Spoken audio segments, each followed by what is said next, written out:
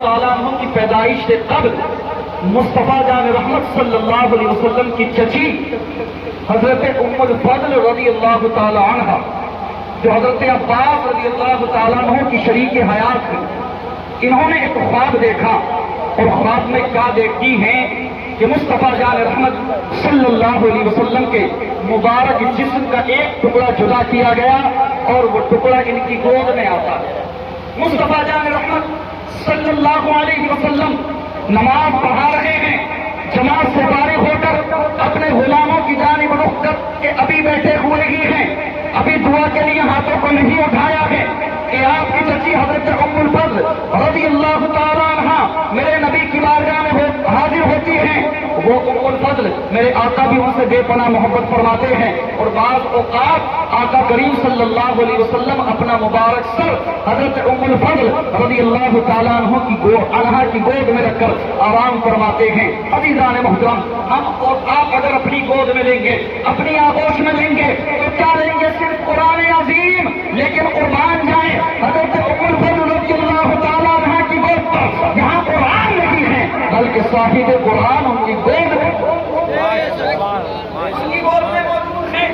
میرے آقا کی بارگاہ میں عرض کرنے لگی، یا رسول اللہ صلی اللہ تعالیٰ علیہ وسلم، اے آقا میں نے ایک عجیب خواب دیکھا ہے۔ مصطفیٰ جان رحمت صلی اللہ تعالیٰ علیہ وسلم نے ارشاد فرمایا، میری چچی بتاؤ تم نے کیا دیکھا ہے؟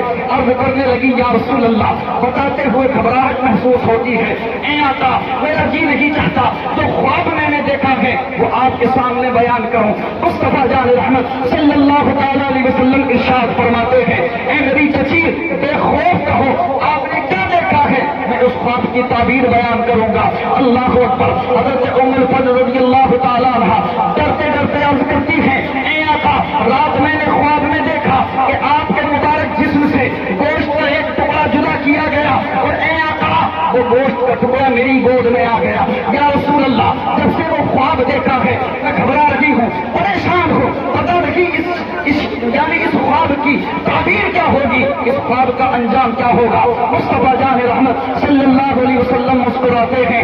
جب آپ نے آقا کو مسکراتے ہوئے دیکھا، عرض کرنے لگی، یا رسول اللہ میری جان پر بنی ہوئی ہے اور آقا آپ مسکرا رہے ہیں۔ میرے آقا نے مسکرا کر جواب دیا، اے میری چچی ام الفضل، گھبرانے کی ضرورت نہیں ہے، پریشان ہونے کی ضرورت نہیں ہے۔ ارے جو خواب تم نے دیکھا ہے اس خواب کی تعبیر یہ ہے کہ اللہ تبارک و تعالیٰ میری بیٹی فاطمہ کو بیٹا عطا فرمائے گا جو تمہاری گود میں آئے گا۔ تو میرے آقا نے حضرت فاطمہ زہرا رضی اللہ تعالیٰ عنہ کو اپنے جگر کا ٹکڑا کہا۔ سرکار نے بارہا اپنی بیٹی کو اپنے جگر کا ٹکڑا کہا، اور وہ فرما رہی ہے، یا رسول اللہ آپ کے جسم کا ٹکڑا میری گود میں آیا۔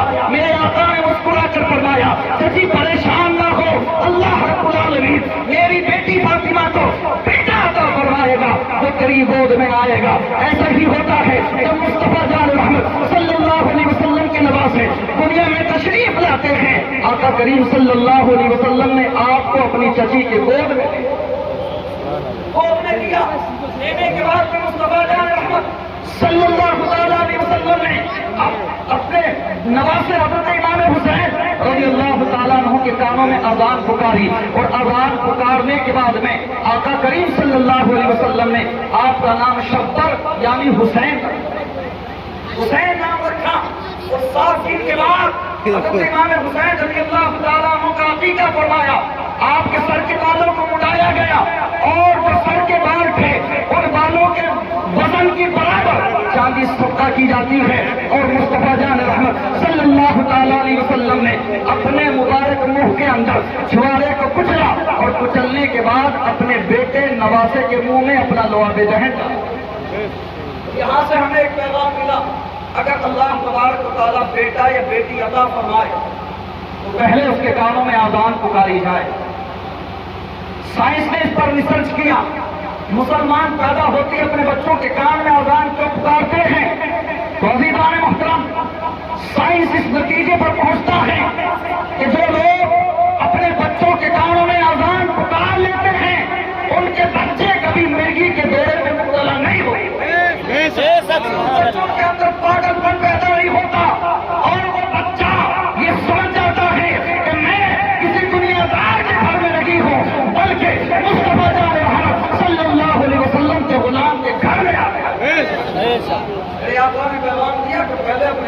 کان میں آزان پکارو اور اچھا سا اس کا نام بھی رکھو، اچھا نام جس کے نام اچھے ہو، کیونکہ نام کا اثر ذات پر پڑتا ہے۔ ایسے نام نہیں ہونے چاہیے کہ گڈو، لڈو، یہ کوئی نام نہیں ہوتے، ان کے کوئی معنی نہیں، یہ سب محمد نام، یہ کوئی نام نہیں، ایسا نام ہو جس کا کوئی معنی ہو۔ سب سے اچھا نام حدیث پاک میں آقا کریم صلی اللہ علیہ وسلم نے ارشاد فرمایا عبد الرحمن یا اب صحابہ کرام کے بچوں کے نام دیکھیں تو حضرت عمر ان کے بیٹے تو انہوں نے بھی اپنے بچے کا نام عبداللہ رکھا، حضرت عمر فاروق اعظم ہے انہوں نے بھی اپنے بیٹے کا نام عبداللہ رکھا، حضرت عباس ہے انہوں نے بھی اپنے بیٹے کا نام عبداللہ رکھا۔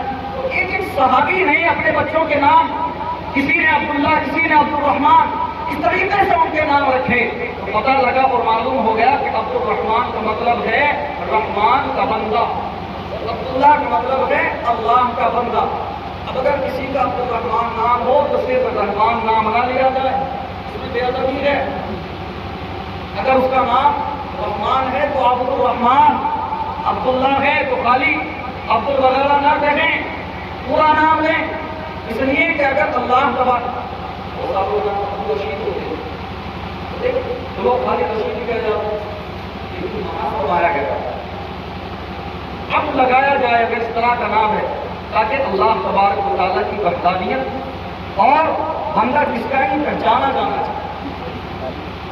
آقا کریم صلی اللہ علیہ وسلم نے اپنے نواسے کا نام شبر حسین رکھا، اور اس کے بعد آقا کریم صلی اللہ علیہ وسلم اپنے نواسے سے پیار فرما رہے ہیں، ابھی پیار فرما ہی رہے ہیں کہ آپ کی چچی حضرت ام الفضل بیان کرتی ہیں کہ میں نے دیکھا مصطفیٰ جان رحمت صلی اللہ علیہ وسلم کی آنکھوں میں آنسو ہیں، میں نے پوچھا یا رسول اللہ ابھی آپ اپنے نواسے کو اتنا پیار کر رہے تھے، اچانک آنکھوں میں آنسو آنے کی وجہ کیا ہے؟ یا رسول اللہ رونے کی وجہ کیا ہے؟ مصطفیٰ جان رحمت صلی اللہ تعالیٰ علیہ وسلم نے ارشاد فرمایا اے میری چچی یہ میرا نواسا ہے جو میری آغوش میں ہے، ابھی ابھی جبریل رب تبارک و تعالیٰ کا پیغام لے کر آیا ہے، اور پیغام یہ ہے یا رسول اللہ یہ جو آپ کا نواسا ہے، آپ کا بیٹا آپ کی آغوش میں کھیل رہا ہے، اے آقا کل میدان کربلا میں آپ ہی کا کلمہ پڑھنے والے، آپ کا نعرہ لگانے والے، آپ جو نمازیں لوگوں کو عطا فرماؤ گے انہی نمازوں کو پڑھنے والے تمہارے ماننے والے تمہارے نواسے کی گردن کو قتل کریں گے، انہیں شہید کر دیں گے۔ اللہ اکبر۔ میرے آقا فرماتے ہیں اے چچی میں حسین کی شہادت کی خبر سن کر غمگین ہو گیا ہوں۔ اللہ اکبر۔ میرے آقا مزید ارشاد فرماتے ہیں کہ جبریل نے مجھے حضرت امام حسین رضی اللہ تعالیٰ عنہ کے مقتل کی مٹی لا کر دی ہے اور عرض کیا ہے یا رسول اللہ جس دن یہ مٹی خون میں تبدیل ہو جائے گی اس دن تمہارے نواسے کو قتل کر دیا۔ بیان کرتی ہے وہ مٹی میں نے لی اور لینے کے بعد ایک شیشی میں رکھی، اور شیشی میں رکھنے کے بعد میں نے دیکھا ایک لمحے کے بعد میں مصطفیٰ جان رحمت صلی اللہ علیہ وسلم کے نواسے کو جب شہید کر دیا گیا میدان کارزار میں، تو وہ مٹی جو شیشی کے اندر تھی وہ خون میں تبدیل ہو گئی۔ اور میرے آقا حسین سے اتنی محبت سرکار صلی اللہ علیہ وسلم نے ارشاد فرمایا حسین منی وانا من الحسین، حسین مجھ سے ہے اور میں حسین سے۔ اس کا مطلب کیا ہے؟ اس کا مطلب یہ ہے میرے آقا نے ارشاد فرمایا کہ جس نے حسین سے محبت کی گویا وہ محبت حسین سے نہیں بلکہ اس نے مجھ سے کی، اور جس نے حسین سے عداوت کی وہ عداوت حسین کی نہیں ہے بلکہ محمد رسول اللہ کی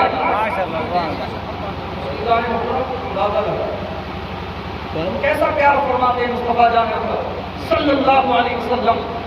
حضرت حسن رضی اللہ تعالیٰ عنہ بیان کرتے ہیں ایک مرتبہ مصطفیٰ جان رحمت صلی اللہ علیہ وسلم کی آغوش میں حضرت امام حسین ہیں، میں نے دیکھا آقا کریم صلی اللہ علیہ وسلم اپنے نواسے حسین کی زبان کو اپنے منہ میں لے کر ایسے چوس رہے ہیں، ایسے چوس رہے ہیں جیسے کوئی اپنے منہ میں کھجور رکھ کر چوس۔ ہم اپنے بچے کی زبان لے کر نہیں پوچھ سکتے، قربان جائیں آقا کریم صلی اللہ علیہ وسلم کے نواسے پر۔ میرے آقا اپنے نواسے کی زبان کو چوس رہے اور چوسے کتنا؟ میرے آقا ارشاد فرماتے ہیں کہ میرے بیٹے حسن اور حسین जन्नती फूल भी हैं और जन्नती फल भी। आका फरमाते हैं कि जब मेरा जी चाहता है मैं अपने यानी जन्नती फूलों को सूंघूं या उन्हें चूमूं तो हुसैन को हसन को चूम लेता हूं, और जब मेरा जी चाहता है कि मैं जन्नती फलों की महक को सूंघूं तो मैं अपने नवासों को सूंघ लेता हूं। अंदाजा लगाए वो नबी जिसके पसीने में आता है कि अगर एक मर्तबा दुल्हन लगा ले तमाम जिंदगी उसे किसी खुशबू की जरूरत ना पड़े, तो बताओ वो नबी अपने नवासों को सूंघ रहे हैं तो कैसी खुशबू उनके अंदर से आती होगी। हम तो अगर अपने बच्चों की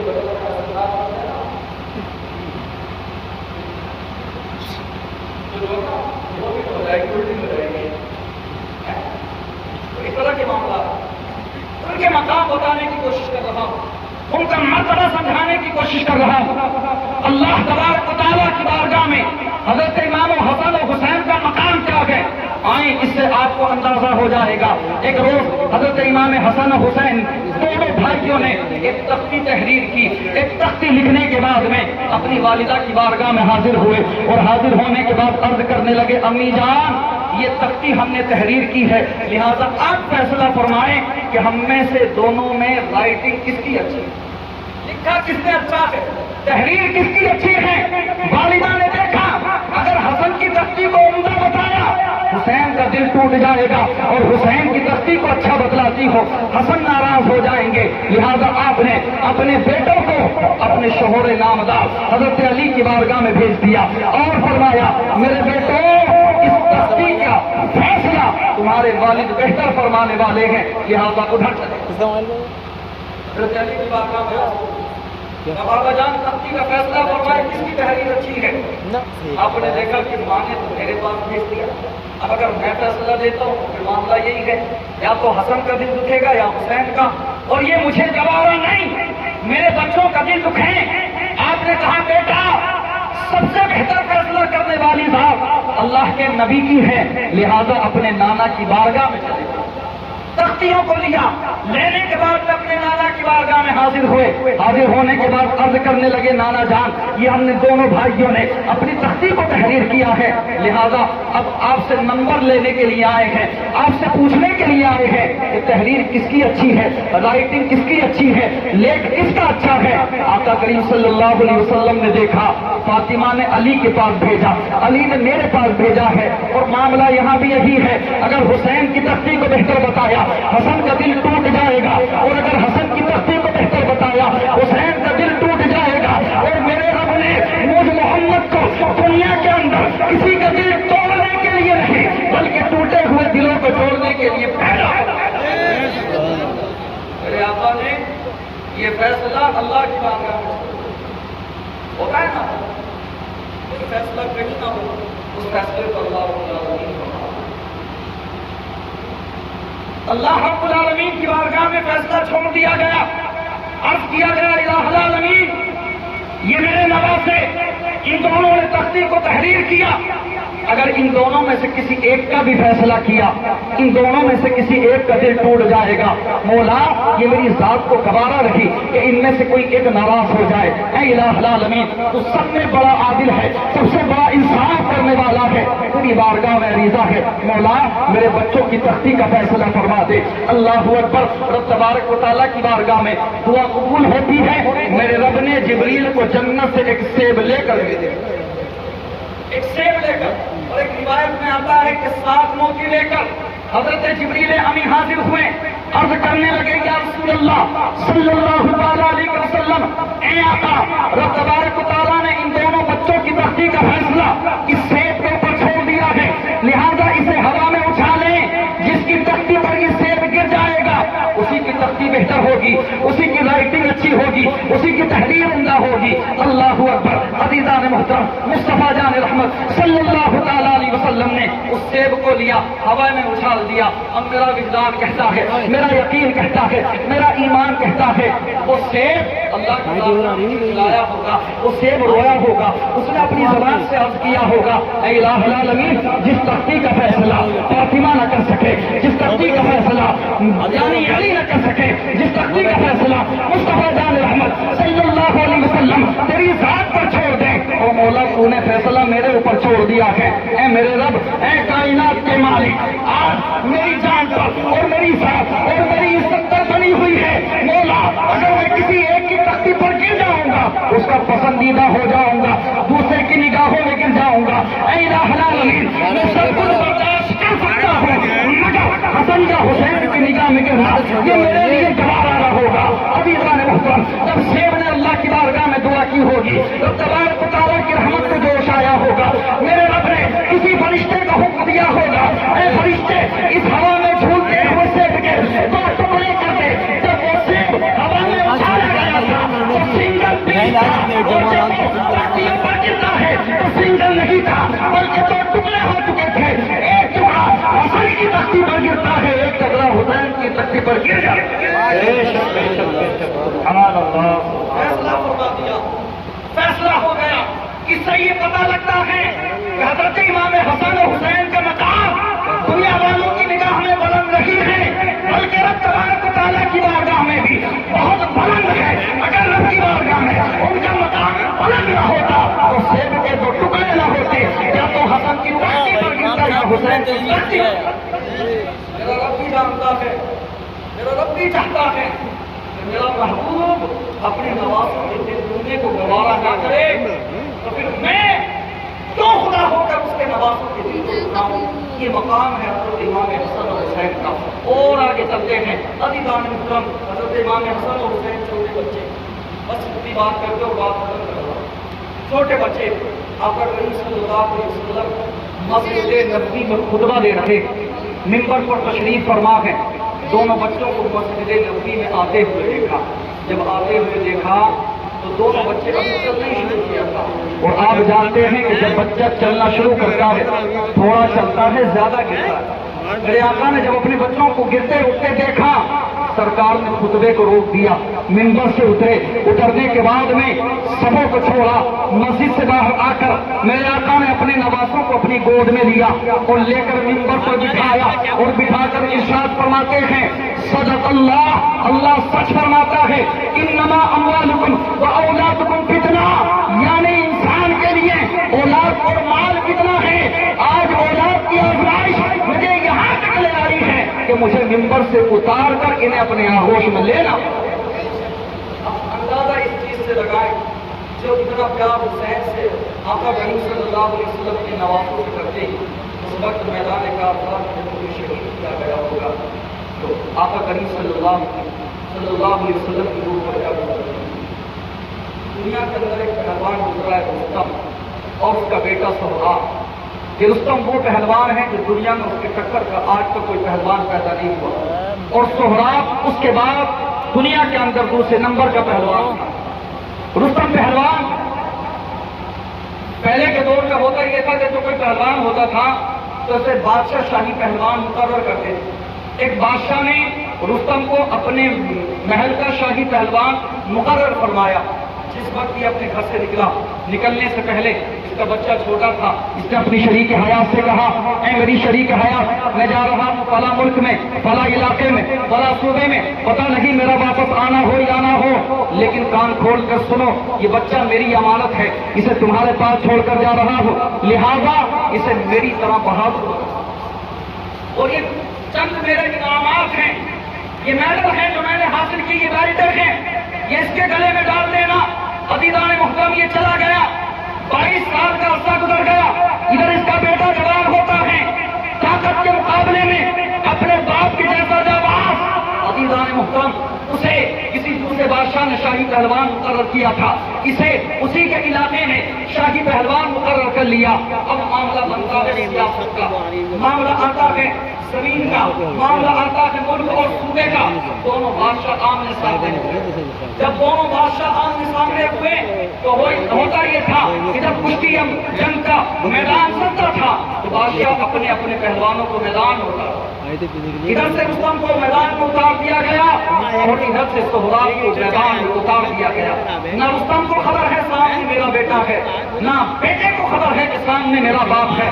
دونوں باپ بیٹے میدان میں ہے. عزیزان محترم، رستم پہلوان نے کہا اے نوجوان میں تجھے اجازت دیتا ہوں پہلا حملہ تو کہا کہ نہیں صاحب آپ کریں، آپ بوڑھے ہیں آپ. کہا کہ نہیں تو کر، میں بوڑھا ضرور ہوں لیکن تجربہ مجھے تجھ سے زیادہ ہے. عزیزان محترم، اس نے کہا ٹھیک ہے. سہراب نے اپنا نیزہ رستم کی جانب پھینکا. جب رستم کی جانب نیزہ پھینکا گیا تو اس کے بعد وہ کاٹ گیا. اب رستم نے سہراب سے کہا کان کھول کر سن، تیری باری تھی اب باری میری ہے، حملہ میں کروں گا. عزیزان محترم، رستم نے اپنے بیٹے سہراب کی جانب نیزہ پھینکا اور جب نیزہ پھینکتا ہے تو یہ بار کو کاٹ نہ سکا. نیزہ ایک ہی بار میں سیدھا نشانے پر لگا، سینے کے پار ہو گیا. عزیزان محترم، یہ بیٹا اس کا سہراب نیچے آ کر گر گیا. اب اس نے کہا تھا کہ اے بوڑھے پہلوان تو نے مجھے مار تو دیا لیکن تجھے خبر نہیں ہے میرا باپ کون ہے. میری موت کی خبر جب میرے باپ کو ملے گی، اگر تو سمندروں کی تہنے بھی چلا جائے گا میرا باپ تجھے وہاں سے نکال کر مارے گا. اس نے پوچھا یہ تو بتا تیرا باپ کون ہے. اس نوجوان نے جواب دیا میرے باپ کا نام رستم ہے. کوئی نشانی ہے؟ آپ جہاں نشانی ہے. اس نوجوان نے اپنا دیوان چاک کیا. جو گولڈ میڈل اسے وہاں ملے ہوئے تھے وہ اس کی گردن میں پڑے ہوئے تھے، جو پٹے اسے ملے ہوئے تھے، جو بیلٹیں اس کی گردن میں پڑی ہوئی تھی وہ اب اس کے بیٹے کی گردن میں پڑی ہوئی ہیں. عزیزان محترم، مورخ تاریخ کا بیان کرتا ہے کہ جب رستم نے اپنے بیٹے کو زمین پر تڑپتے ہوئے دیکھا تو اس نے یہ نہیں کہا کہ وہ میرا بیٹا ہے، بلکہ کھڑا ہوا تھا وہ رستم جو دنیا کے اندر سب سے بڑا پہلوان تھا. جب اس نے دیکھا کہ اس کے گرا تو اپنے بیٹے کا خون ہو گیا. مورخ بیان کرتا ہے کہ کھڑا ہوا تھا، زمین پر گرا، لوگوں نے دیکھا رستم کو گرتا ہوا زمین پر، سب نے دیکھا لیکن زمین سے اٹھتے ہوئے کسی نے نہیں دیکھا. میں پیغام یہ دینا چاہتا ہوں کہ رستم ایک بیٹے کی موت کا صدمہ برداشت نہ کر سکے تو قربان جائے امام علی پر، قربان جائے علی کے لال پر، جس کے ہاتھوں میں ننا علی اصغر شہید ہوا، جس کے ہاتھوں میں 18 سال کی چلتی ہوئی جوانی والا بیٹا علی اکبر شہید ہوتا ہے، جس کے سامنے ان کے بھانجے اور وہ محمد شہید ہوتے ہیں، جن کی نگاہوں کے سامنے حضرت امام حسن کی آخری نشانی چلتی ہوئی جوانی 19 سال کے حضرت قاسم شہید ہو جاتے ہیں. عزیزان محترم، اندازہ لگائے جس وقت آپ کے بھائی عباس کے بازو کو کاٹا گیا ہوگا، آپ کے سینوں کو نیزے سے یعنی چھلنی کیا گیا ہوگا، حسین کے سینے پر کیا گزری ہوگی. لیکن تاریخ کا بیان کرتا ہے کہ جب حسین ہزاروں سینکڑوں زخم لے کر زمین پر آتے ہیں تو آنے کے بعد میں زمانے والوں سے کہا اے دنیا والوں دیکھ لو یہ حسین نبی کا نواسا ہے. اور جس نبی نے اس حسین کی بقا کے لیے اپنے ابراہیم کو قربان کیا، جس حسین کی بقا کے لیے میرے نانا نے یعنی سنڈے کو لمبا کر دیا، جس حسین کی حفاظت کے لیے میرے نانا نے میرے لیے آنسو بہائے ہیں، آج وہی حسین اپنے نانا کی محبتوں کا حق ادا کر رہا ہے اور اپنی گردن کو کٹا کر مصطفیٰ کے دین کو بچا دے رہا ہے. سبحان اللہ. حسین اصل میں مرگ عظیم ہے، اسلام زندہ ہوتا ہے اور کربلا کے بعد اسلام زندہ ہوتا ہے. ہر کربلا کے بعد عزیزان محترم، میں نے جو بھی کچھ آپ حضرات کے سامنے بیان کیا مجھ سے کہنے سننے میں اگر کچھ غلط ہو گیا ہو اللہ تبارک و تعالیٰ اپنے فضل و کرم سے معاف فرمائے. کچھ غلط ہو گیا ہو اس کے لیے اعلان توبہ استغفر اللہ ربی من کل ذنب واتوب الیہ. کلمہ پڑھتا ہوں، آپ حضرات بھی بلند آواز سے کلمہ پڑھیں، لا الہ الا اللہ محمد رسول اللہ صلی اللہ تعالیٰ علیہ وسلم. مر کے اپنی ہی اداؤں پہ عمل ہو جاؤ، ایسی آواز بنو، ایسا ہنر ہو جاؤ اور میرے اللہ برائی سے بچانا مجھ کو، نیک جو راہ ہو اس راہ پہ چلانا مجھ کو. اور میرا کام غریبوں سے حمایت کرنا، درد مندوں سے ضعیفوں سے محبت کرنا. وما لینا الا البلاغ. السلام علیکم ورحمۃ اللہ وبرکاتہ. عزیزان محترم، اب میں حضرت حافظ قاری مولانا تشکیل صاحب قبلہ کو دعوت سخن پیش کر رہا ہوں کہ حضرت مائک پر آئیں اور اپنے بہترین